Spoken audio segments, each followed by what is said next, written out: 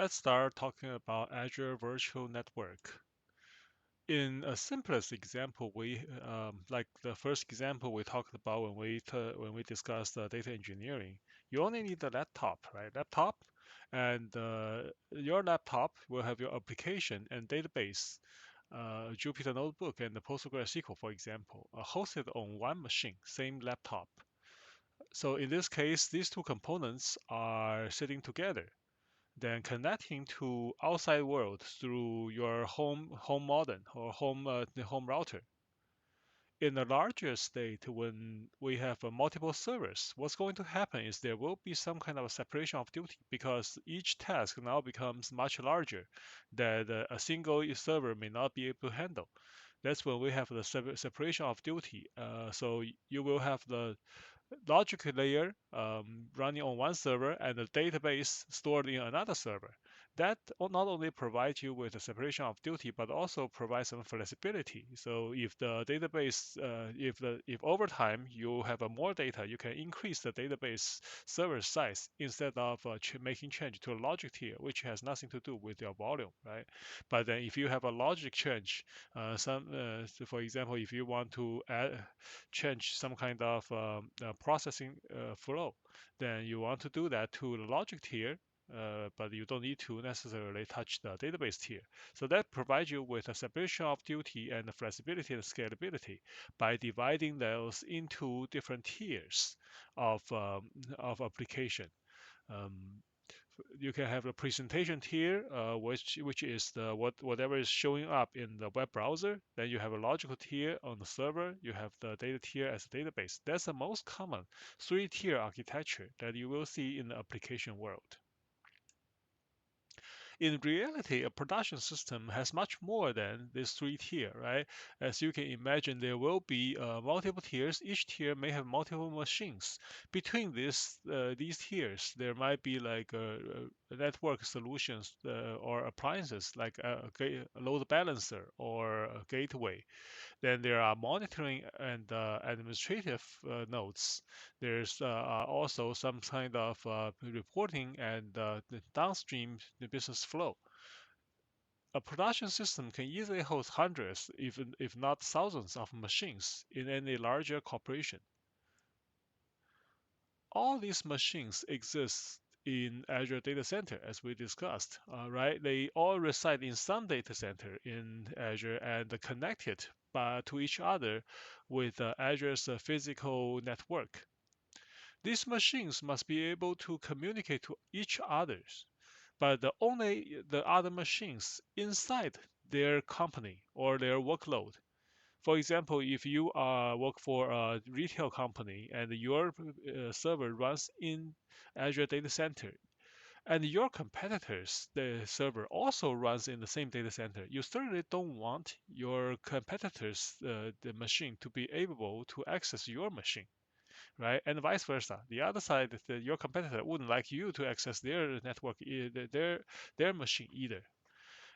Even within the company, there will be divisions of access privilege.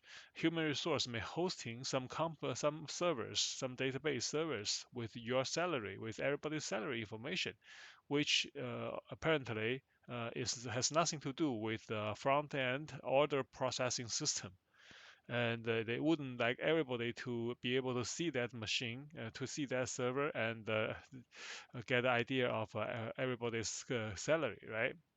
You want to hide your machines securely from outside machines, including other tenants' machine in Azure.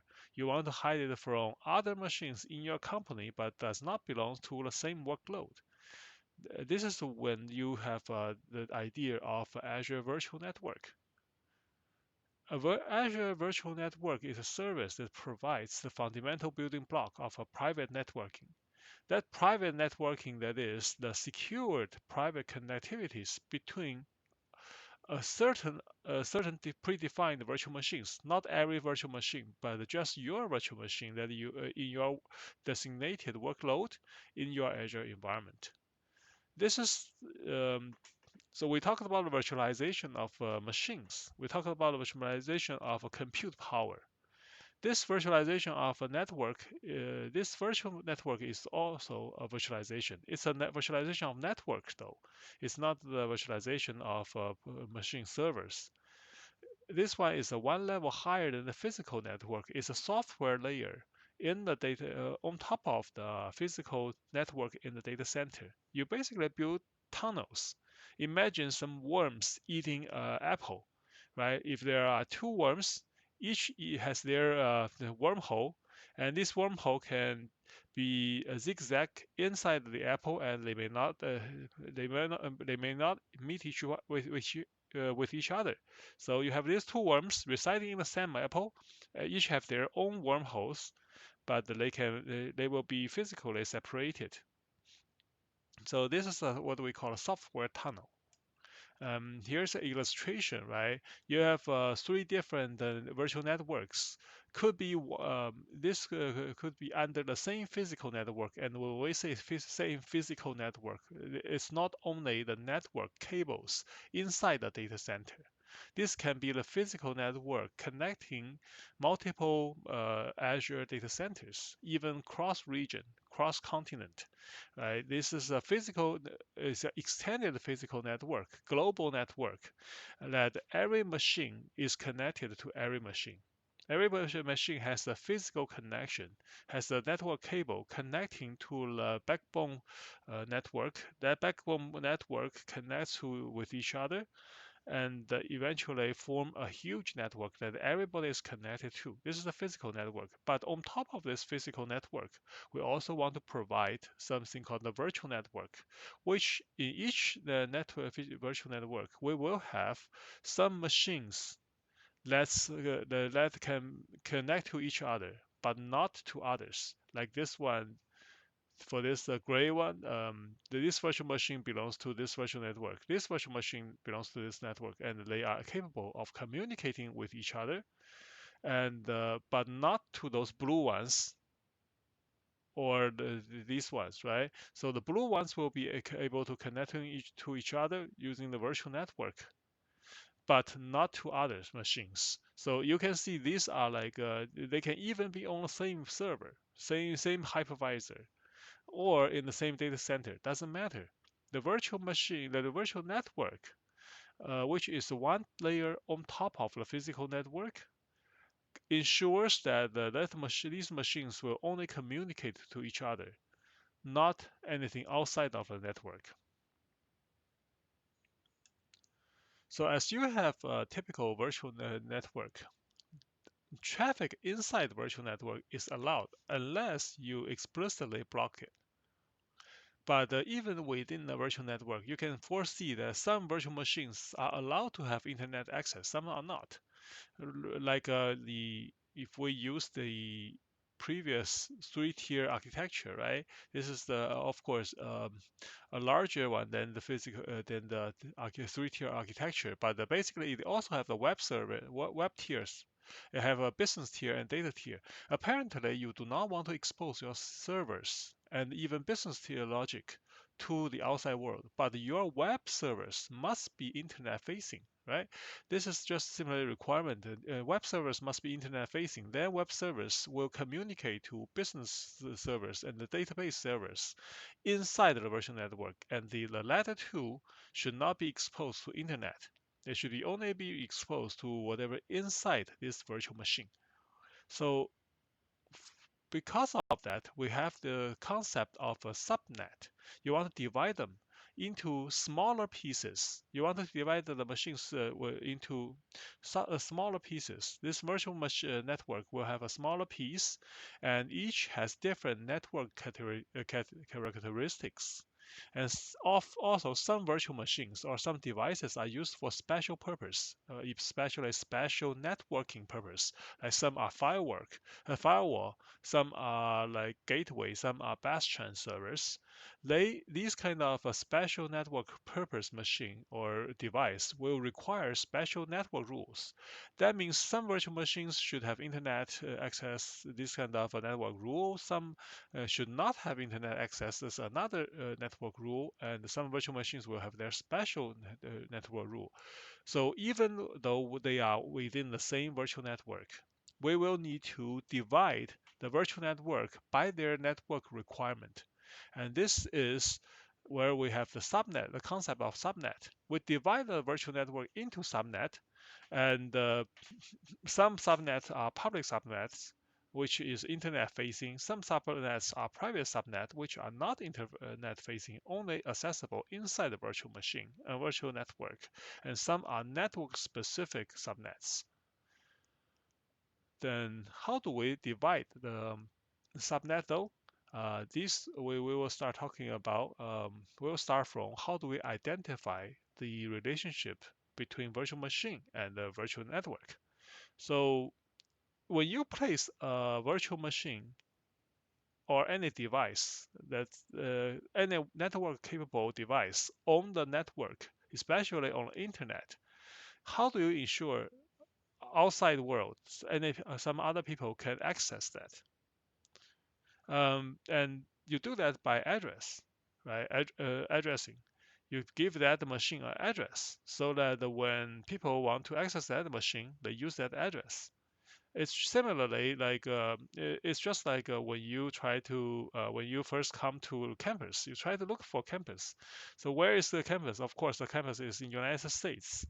Then it's in the state of New Jersey, in Jersey City, into St. Peter's University, and then which building you want to you want to get to, right?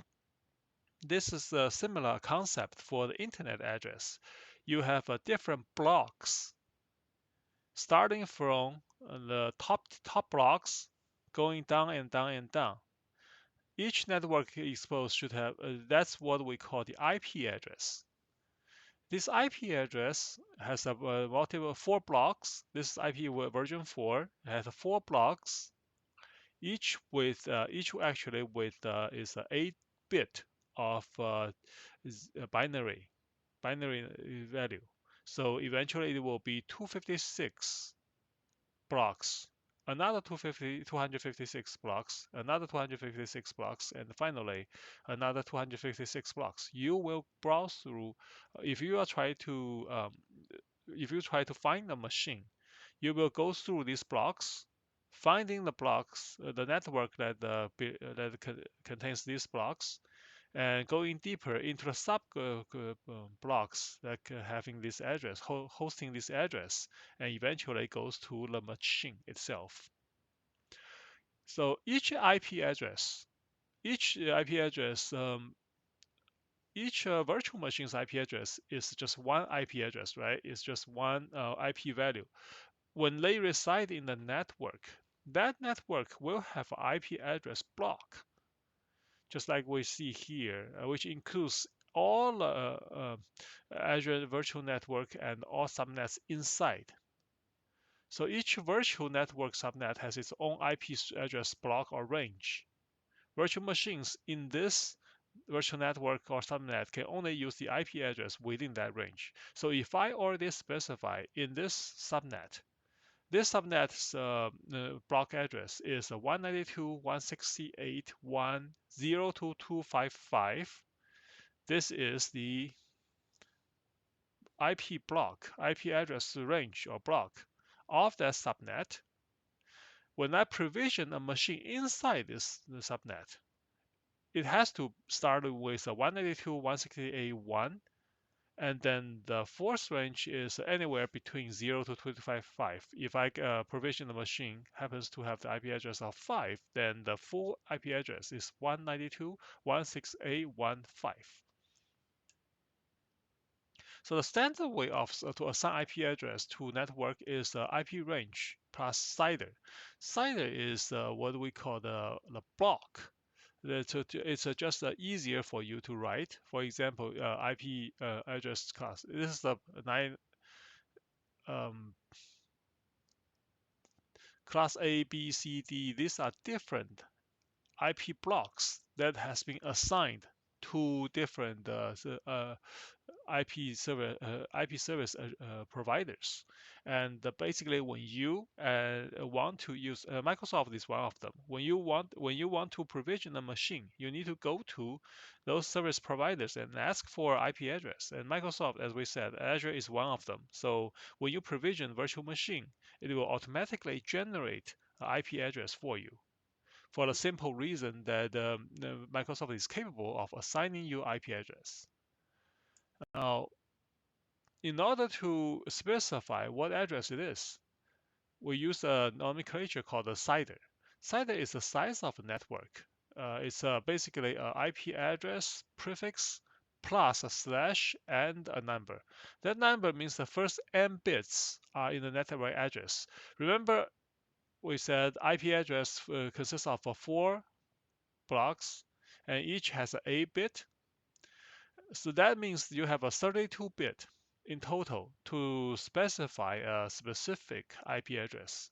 If you only have 24, first 24, then this gives you a block of 8 digits, which is 256 machines. If you only fix the first 26 bit, remember this one can cross this 4 range, right?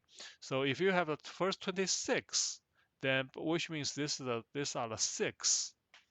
There are 6 bits that you can specify. The network's IP range is between this 10000 to all the way to 1111. The first 26 are predetermined, but you can change this later. So it will becoming something like .1 to .62 or something. Yeah, so 63 indeed. Um, but the last one is usually reserved. Okay, so this is CIDR block that how you will define your subnet.